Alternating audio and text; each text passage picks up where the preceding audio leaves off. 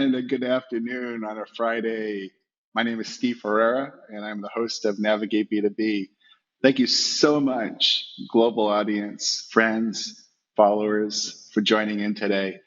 I have been getting so much positive fan mail and feedback on our shows. We're so glad we're coming to you here at Fridays at 2 o'clock, being our new time to showcase all the facts that you need to know heading into your long or normal weekend, depending on how your schedules are. So it is just really, really pleasing to be here, and great show today. It's a solo show today, but I have a power-packed assortment of very important topics that mainstream media has missed, and only yours truly, Steve Ferreira, can help bring the information to you. A couple of items just to talk about. Very, very proud of the fact that over the next 2 or 3 weeks, Navigating B2B, my new book on mastering your industry, your business, and yourself, will be released, Simon & Schuster. And there's good buzz amongst my team that this book could hit #1 on USA Today, best-selling 100 books sometime in July.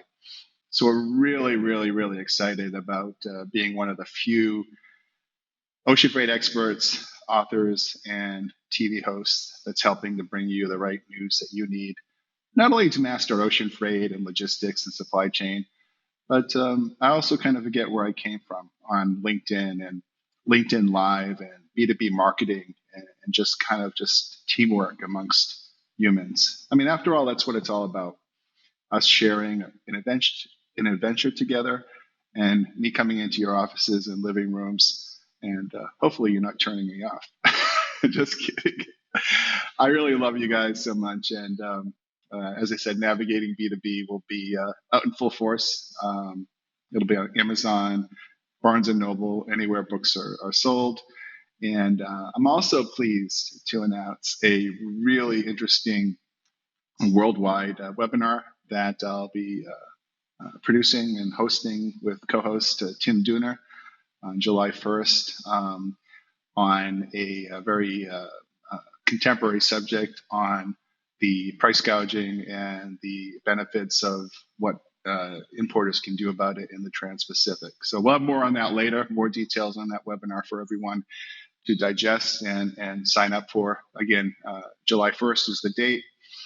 I think it's a great date because a lot of us will be at beach houses or, kicking back, and, good time to, reflect on the second half of the year. So let's launch the show. And again, welcome to Navigate B2B. My book's Navigating B2B, and the show's Navigate B2B. You see what I did there? But sometimes it crosses the threshold of, what I'm marketing today. But I really love being here today. And as I said, some food for thought as I start to hear from my friends and followers around the country. I've had a lot of salespeople in the ocean freight community get in touch with me and just kind of like kibitzing about different opportunities that they might have. And the constant thread that I hear is, Steve, we really have nothing to sell anymore, and it's really interesting because a lot of the selling is done. You know how Wall Street has algorithmic trading? I think that ocean freight now is moving into almost an algorithmic trading type genre. Outside of the small, maybe Chinese freight forwarders and some of the small to intermediate shops that give a highly personalized amount of service, not to say that my friends at all the majors don't, but I'm saying that I learned something the other day where even a small Chinese freight forwarder with the right guangxi connections can still get you on a ship. But many, many major stream ocean carriers and freight forwarders can't do much, and the salespeople can't do much. My business as a CEO of Ocean Audit, a global ocean freight recovery firm, has always been predicated on the fact that one of the most problematic areas in ocean freight shipping is the invoicing and payment processes. It's just a really spur of the moment idea here, but why not move the salespeople that are really ingratiated with your systems? I'm talking now to ocean carriers and freight forwarders. But why not move them into a type of invoice control or revenue control. It would seem that if you're getting 15 and 16 and 12 and $13,000 a container, that you'd want to maximize your revenue. And obviously for your prestigious clients, you don't want to overcharge them as well. And you want them to pay the fair rate. So I would suggest a new category maybe be created here. And this is a little bit of an exclusive on Navigate B2B, but maybe you change your salespeople into client ambassadors, right? What about for the retailer or the back to school merchant, right? Like an Office Depot or Nordstrom's. I know you have vertical sales experts, in retail and commodities and chemicals, but I would advocate moving salespeople into more of a ambassador role, because remember the infrastructure issues that you're dealing with right now in June 4th, 2021, are way different than they were in June 4th in 2019. And I talk about 2019 because we're going to come back to that date in a minute later on in the presentation, because I have a shocking exclusive statistic for FreightWaves and Navigate B2B on the shipment size in 2021 in May versus the shipment size in 2019 for April.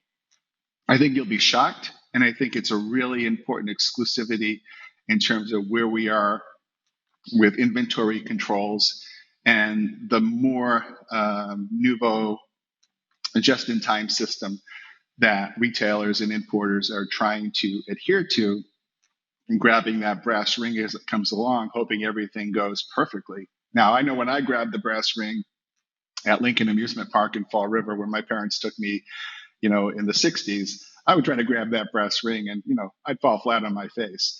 And so I think the lesson here is that importers have to really pull it off correctly and avoid any kind of bombs going off in the background. And as we start to head into the 4th of July, the rocket's red glare, the bombs going off in midair. We want to try to make your import systems smoother and more robust, and only good communication can do that. So I think that that's a good kind of kickoff to the Navigate B2B show today. And I really think that, my tip of the day to ocean vendors and freight forwarders are, hey, you got great salespeople, right? Use them as client ambassadors or invoice ambassadors.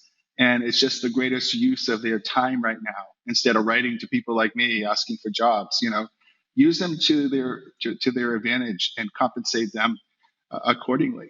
I once had a customer that said, Steve, you found so much in refunds for us. I only get paid, X thousand a year. If I only get a portion of that, just a small percentage of what I found, it would just give me so much more incentive. So a lot of the systems are broken as it relates to the international ocean freight import and export staircase system, right? The progressive steps of what has to happen for a shipment to go from cradle to grave. And so we'll be talking a little bit more today about the factory and some of the production, and we'll be talking about some of the tail end door delivery issues that clients are experiencing as we launch into our show.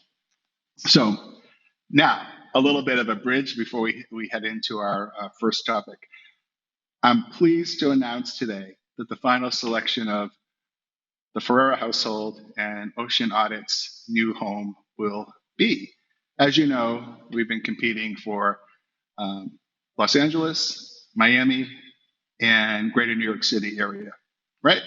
So I'm going to read a list of my new neighbors, and then you can guess where it is, right? This should be easy. So my new neighbors are Keith Richards, actor Christopher Walken, Tom Cruise, Robert Redford, Brent Musburger, sports fan, and although she's deceased, Marilyn Monroe. No, wrong. It's not LA. It's actually Weston, Connecticut. Weston is a enclave about 50 miles north of New York City, and it is home to all those celebrities and many, many more. So it looks like God willing, and construction deadlines coming into fruition, that by Christmas time, we'll be broadcasting from, and it's really funny. The new place is being built, but it has an existing structure called the peace barn, like the peace symbol, and it lights up. And it is so cool. We're going to turn the barn into kind of like a symposium, a seminar center. And it's one of my hopes is to broadcast from this red barn, and really have a great studio quality experience going forward with FreightWaves and the whole team. So Weston, Connecticut, WESTON is the winner. Although there should be an asterisk with Florida, because we will live in Florida for some time until the studio and the house is completed. So I think that will there's probably a good chance we'll be in Florida through Christmas, but hopefully we'll come up and get the house built a little bit earlier. So I know everyone was trying to guess, where's Waldo, where's Steve going, and so it's Weston. All right, back into the show. You're watching Navigate B2B. I'm your host, Steve Ferreira, CEO of Ocean Audit. If you haven't watched the intro, we come on every Friday at 2 o'clock and bring you the best in B2B connectivity, ocean freight, maritime, logistics, supply chain, general business, marketing, sales, the whole 9 yards. I'm your guy. So let's talk about ocean freight, and let's get a little bit into some of the things that I'm experiencing, my audience and my clients are experiencing. And I call our first topic split factions. And I think this is a really interesting slide that we developed because, as I said, and as you've talked about with all your within your own companies, inventory is a mess, right? Ocean freight's 12 and 13 or 14,000 increments. We've got GRIs coming up. We've got vendors that some feel, although I don't know if I'd go on a limb and say it's predatory pricing, but some say there's a vendor price gouge. So we kind of have these three dynamics in place, right? Now, I love logistics. And so I would say 75% of my clients fall into the logistics space. So this is a view of what the logistics manager or director has to deal with, right? He's got the merchandisers. He's got his finance guys. He's got the vendors, right? And so he's looking at, a gray area of unstructured, the inventory. He's looking at red and bleeding on the ocean rates. And he's looking at vendors that are gloating in a sea of green. And so this chart is this is a really interesting tool, because when I look at how logistics teams have to be flexible on the fly, this really has to really give the logistics person a little bit of agita, because they're pleasing many masters and they've got to be Jacks and Jills of all trades. And thankfully, there's great experts around the world like myself and many others that help clients deal with either just-in-time inventory or cost controls, or just managing flow and transportation management and cargo management systems. But it is just a snapshot for all you C-level guys watching this and gals, how much your logistics people are running the shop, and the ignition and the keys that they need to have their visions. They've got to make split-second decisions, and they're getting a lot of people coming at them. And I know that many of my clients have their CFOs, right front and center, because the question the CFOs have is, when is this all going to stop? And I think that is one of the most important issues that logistics people unfortunately can't control. And however, I think that when you start to look at different things that somebody could do to mitigate inventory, the first thing you think of is, well, how can I get on a ship? Steve, I just can't get on a ship. And there's a good reason why you can't get on a ship, because we reached a saturation point between factory output, input levels, and equipment.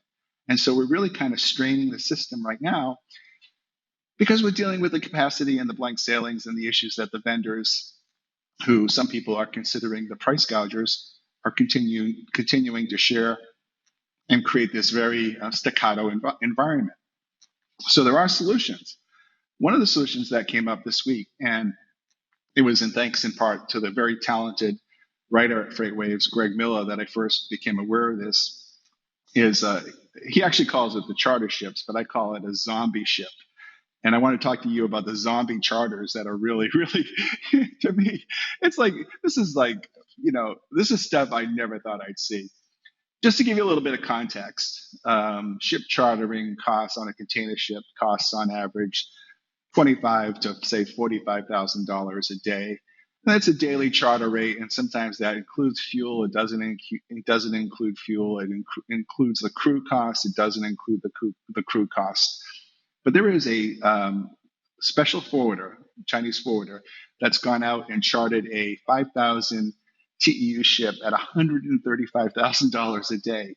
Now, the funny thing about this ghost ship, right, this zombie ship, I call it, it's a no-name ship, and it's a 100-day or 120-day round turn, import, export, back and forth. It's a short-term contract. But given where rates are, the revenue that this zombie ship could make after some of the profits are drawn off on container costs and the daily leasing of the chartering ship, between 15 and 18 million. So this tells me right now, think of it, right? CMA or CMA or HAPAG, they're only paying 30 to 40,000 a day, but you can pay up to 135,000 a day and still make reams of money. So the zombie charters are something that you definitely should keep your third eye on the outlook for, and especially small to medium sized Chinese forwarders, right, that are very quick to adjust on the fly and to do something creative. Many times they're sometimes the only people that can pull these off, where they have somebody's uncle's ship that's at a dry dock and it just needs, a couple $100,000 of motor work, and it's enough to get across the Pacific. You should be looking for these opportunities with your buying agents in Asia. Are there any zombie ships? Are there any charter ships that are coming available? And if you can squeeze in 2, 3, 4 TEUs, FEUs, whatever your order size is, it's going to be gold for you, because you're going to get those in. Now, you're going to probably pay a pretty penny for those. But remember the earlier issue on inventory, right? We want to be able to get the inventory in because we're starting to head into the crucial back to school season. And as I talked about in my earlier remarks earlier on my FreightWaves appearance, I don't believe we're seeing the predominance of the peak season. I just think we're moving to a natural synergy of where July and August we will see so much volume, in addition to the normal liner trade. We'll have perhaps 10, 12 zombie ships a week out there. And that's going to give us the extra 100,000 or 150,000 in containers that I predicted a long time ago on Navigate B2B, that everyone said, Steve, there's no way that can happen. But it's happening right now. Right now, we have seen just such a jump in the amount of cargo that's coming in, and the issues with getting it in on a timely and fluid basis. I would take my chances on a zombie ship. I really would. And I think there's some, really plentiful opportunities to take a look at that. Now, I think that along with the zombie ships, I was in New York City recently and was walking Broadway and reminiscing on Phantom of the Opera. Well, I think that the zombie ships are somehow tied into Phantom of the Retailer. I'll tell you why I think that. If you think of the main actors in retail as the big TEU throughput clients, right? The 10 and 15 and 20,000 FEU clients per year. And think of the supporting cast as the 2,000 or 3,000 container a retailer or wholesaler, right? Now, obviously, one of the most important things here is for the ocean vendors to satisfy what we'll call the main actor, right? That 20,000 or 100,000 or 50,000 TEU importer. But I want to point out to you one of the most interesting statistics, at least to me. If you look at, and I looked at April and May 2019, and I compared it to the same period this year, the average container size per shipment is actually down this year versus 2 years ago. I excluded 2020 because I really didn't want to skew it with COVID and the recovery and any numbers that would not fall into the right logic here in terms of my calculations. But the reason why this is so important is that if you had told me before I did this today for our show, I would have said the number of containers per shipment were way up in 2021. And this tells me a couple of really interesting, unique things. One, factory constraints in Asia. Definitely factory constraints in Asia. Two, this tells me that the ocean vendors have done a phenomenal job in controlling capacity. And C, it also tells me that this is one of the main reasons why the bigger box retailers and intermediate retailers have an inventory problem. That we have moved so much to kind of a JIT, just-in-time system, that we have purposely kept the average shipment size quite low. These numbers were shocking to me. And I really do feel as we start to go into July, August, and September, there was a reason why I had the main actor in the middle and the supporting cast to the side. I believe that if you are a supporting cast where you're a smaller to medium-sized importer, you are going to need to go to the zombie ships. You are going to need to go to alternatives. You are going to need to find forwarders. I just got an email the other day. I had no idea who it was from, but it gave me a schedule of vessels, and it told me how many containers they would allocate for me if I was an importer for each vessel. Never heard of this forwarder in my life. I thought it was the greatest thing since sliced bread, right? They'll give me 2 containers. Now, 18,000? Yeah, maybe 17,000? Yeah, possibly. But I think it was the fact that these offers are out there. And, my friend John Monroe, I think he made a comment on LinkedIn. He just said, hey, if you're in the supporting cast character, he didn't say this, but I'm ad-libbing and I'm kind of going along with what John would say, when we talk all the time about this. You got to go back to the source. You got to go back to your agent. You got to go back to the factory. Who knows who? Is there an opportunity to get on a small charter? Is there a forwarder that you're not familiar with that can give you a break, right? So if you're a logistics manager, director, guy or gal, you need to really explore under every rock and really look at any zombie ships or opportunity to get on ships, even if it comes at a premium. We had a really fun time today talking about, if the worst is over and what people can do. I will never give advice on what the next steps are because there's nothing I can say that's going to make the next 6 to 8 to 12 to 15 weeks for you go easier and smoother. That bomb has already gone off. So what's the use in diffusing a bomb when it's already exploded, right? So my philosophy is we need to kind of nibble around the edges. We want to take away some of the shrapnel that can, really be fatal.